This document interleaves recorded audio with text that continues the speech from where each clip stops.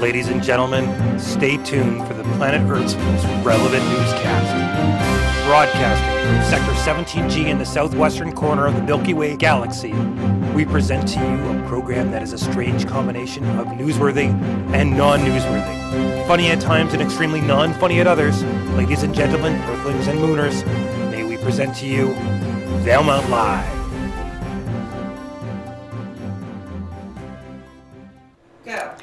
Welcome to episode 18 of Valemount Live. I am Anne-Marie Scott. And I'm Jody Newham. We hope you've been enjoying our broadcasts over the last 6 months.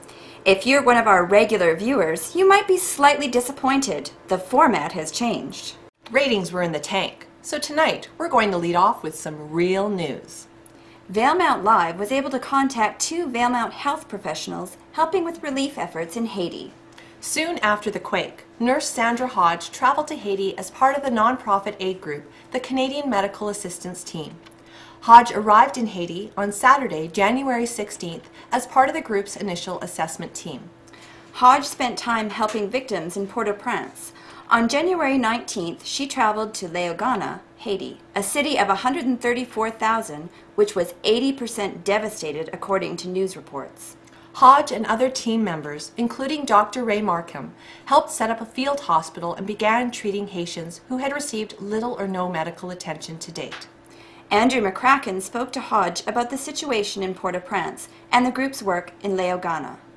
I spent my first few days working in Port-au-Prince, in the actual city, which was, I found a lot worse than this.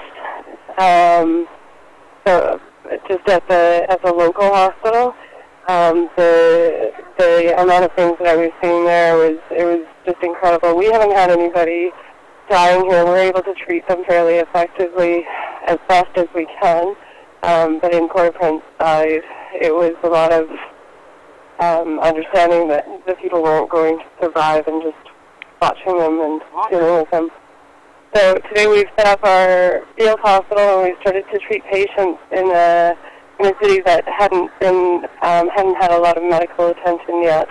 So we've treated about 200 or so today, 150 to 200 at least, in about 5 or 6 hours.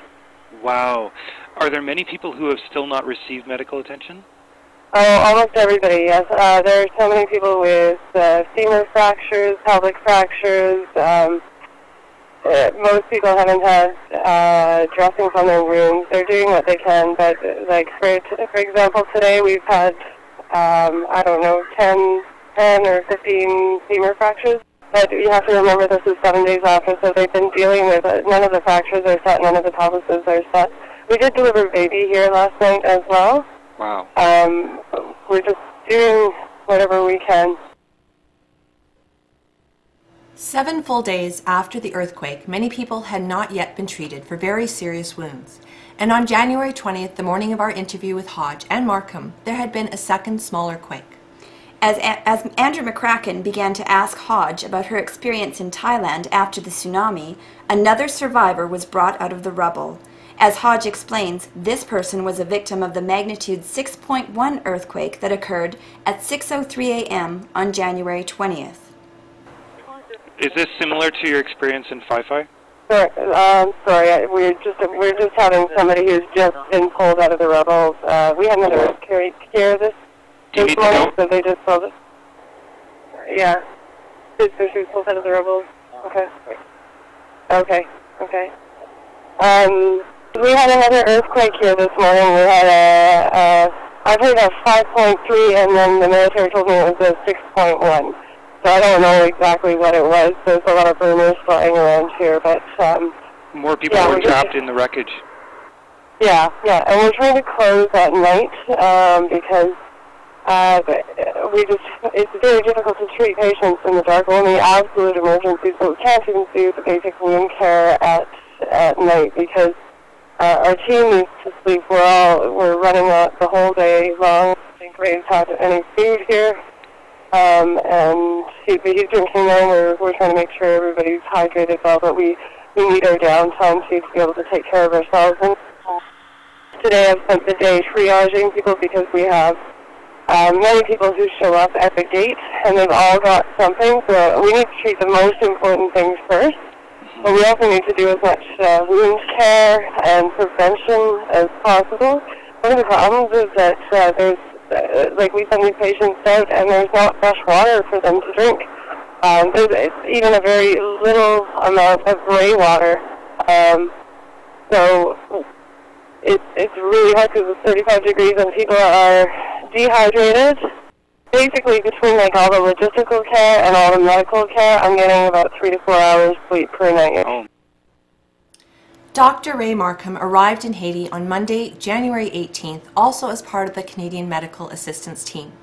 Markham was in good spirits when contacted on Wednesday.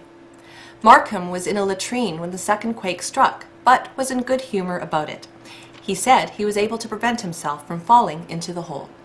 According to colleague Hodge, Markham has been doing a remarkable amount of work setting many broken femurs and pelvises and improvising methods to stabilize them. Markham could only speak for a short time when he was called away. How are the people there doing? They're very resilient people, yeah. I think they deal with a lot of hardship on a day-to-day basis, Have you been in this sort of situation before? This is probably really hard stuff. Nothing as bad as this, but I have been with the Army and with South Africa. So. How long will you stay for? I need to be back next weekend, so they're telling me I need to wrap up over overseas. Okay. Take really good care. Is there anything you wanted to say to your family? I love them and I miss them terribly, and I'm trying. There's no cell service or anything like that, so they're probably worrying, but I'm fine. Sounds great. The Canadian Medical Assistance Team is short on funds. Hodge and Markham said donations are critical because supplies are running low. There is an easy way to donate online via credit card. Just visit www.canadianmedicalteams.org.